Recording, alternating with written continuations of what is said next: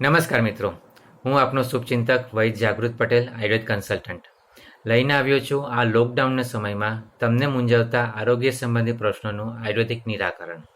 તો ચાલો મિત્રો લઈએ આજનો પ્રશ્ન.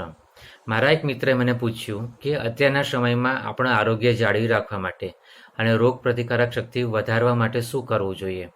ખરેખર અગત્યનો પ્રશ્ન છે અને સમયોચિત પણ પ્રશ્ન છે, કારણ કે અત્યારે કોરોના વાયરસની મહામારી ચાલે છે, એટલે એના માટે પણ તમારી રોગ પ્રતિકારક શક્તિ સારી રહી એ જરૂરી છે. અને સાથે સાથે સમયોચિત એટલા માટે કારણ કે અત્યારે વાતાવરણ પરિવર્તન આવે છે, તો આ પરિવર્તિત થતા વાતાવરણમાં પણ આપણું બળ રોગ પ્રતિકારક શક્તિ જળવાઈ રહે એ જરૂરી છે. હું તમને વાતાવરણની વાત કરું તો હમણાં અઠવાડિયા પહેલાં ગુજરાતમાં ગરમી બહુ પડતી હતી.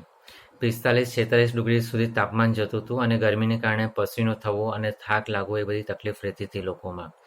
અને પછી તરત વાતાવરણ પરિવર્તન આવ્યું, નિસર્ગ વાવાઝોડું આવ્યું એટલે વાદળછાયું વાતાવરણ થઈ ગયું, તાપમાન ઘટી ગયું, થોડુંક આહલાદક વાતાવરણ બન્યું.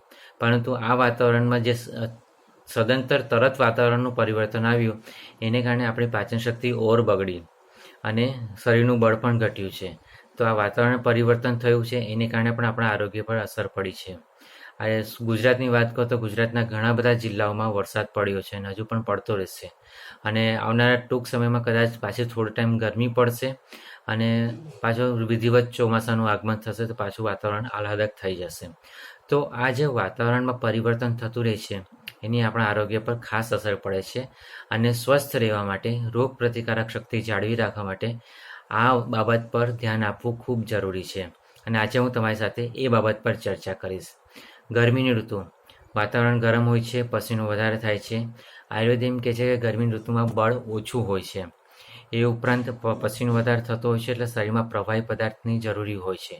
તો ગરમીની ઋતુમાં તમે પ્રવાહી, મીઠા અને સ્નિગ્ધ એટલે કે ચીકાશવાળા પદાર્થ ખાઓ તો તમારા આરોગ્ય માટે સારું રહેશે. જેમ કે શેરડીનો રસ, કેરીનો રસ, વરિયાળીનું શરબત, લસ્સી, ગુલકંદ, કોકો આ બધી વસ્તુ ખાઈ શકો જેથી તમારું આરોગ્ય જળવાઈ રહે. એ ઉપરાંત ગરમીની ઋતુમાં બપોરે સૂવું આરોગ્યપ્રદ છે.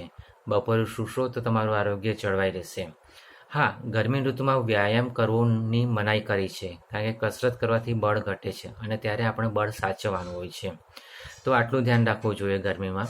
એ ઉપરાંત એનાથી ઉલટું જોઈએ તો વર્ષા ઋતુમાં ભલે બહારનું વાતાવરણ આહલાદક હોય છે, ઠંડકવાળું હોય છે, પણ જે સતત વાતાવરણમાં અચાનક પરિવર્તન આવ્યું હોય છે એને કારણે આપણી પાચન શક્તિ બગડી ગઈ હોય છે અને ત્રણેય દોષોનો પ્રકોપ થાય છે. વિશેષ કરીને વર્ષા ઋતુમાં વાયુનો પ્રકોપ થાય છે, એટલે વાયુની બીમારીઓ, વાયરલ ઇન્ફેક્શન એવી બધી તકલીફો વર્ષા ઋતુમાં વધી જાય છે. તો વર્ષા ઋતુમાં સ્વસ્થ રહેવા માટે એક તો ભૂખ પ્રમાણે ખોરાક ખાવાનો છે, હલવો ખોરાક ખાવાનો છે. ખોરાકમાં નમકીન પદાર્થોનો ઉપયોગ વધારે રાખવો, જે આપણે ભજીયા ખાઈએ જ છીએ. અને એ સાથે જમતી વખતે ખોરાકમાં મધનો ઉપયોગ રાખવો. તો આવું કરો, ધ્યાન રાખજો તમે એનું ખાવામાં. બીજું, આ વર્ષા ઋતુમાં પાણી પીવું હોય તો ઉકાળીને ઠંડુ કરેલું પાણી અથવા તાજું વરસેલું પાણી પી શકાય. એ ઉપરાંત બપોરે સૂવું આરોગ્યપ્રદ નથી, બપોરે સૂવાનું નથી વર્ષા ઋતુમાં. અને વ્યાયામ પણ કરવાની મનાઈ કરી છે, કારણ કે આમાં બળ ઓછું હોય છે. બીજું, બંને ઋતુની સાથે વાત કરું તો બંને ઋતુ માટે એક વસ્તુ ધ્યાન રાખવાની છે કે રાત્રે મોડે સુધી જાગવું અને દિવસે મોડેથી ઉઠવું એ બંને ઋતુ માટે બિન આરોગ્યપ્રદ છે. અત્યારે ખાસ જોવા મળ્યું છે કે લોકડાઉન છે, લોકોને નવરાશ છે એટલે રાત્રે 2 વાગ્યા સુધી જાગે અને સવારે 8-9 વાગ્યા સુધી સૂતા રહે છે. તો એ આરોગ્યપ્રદ નથી.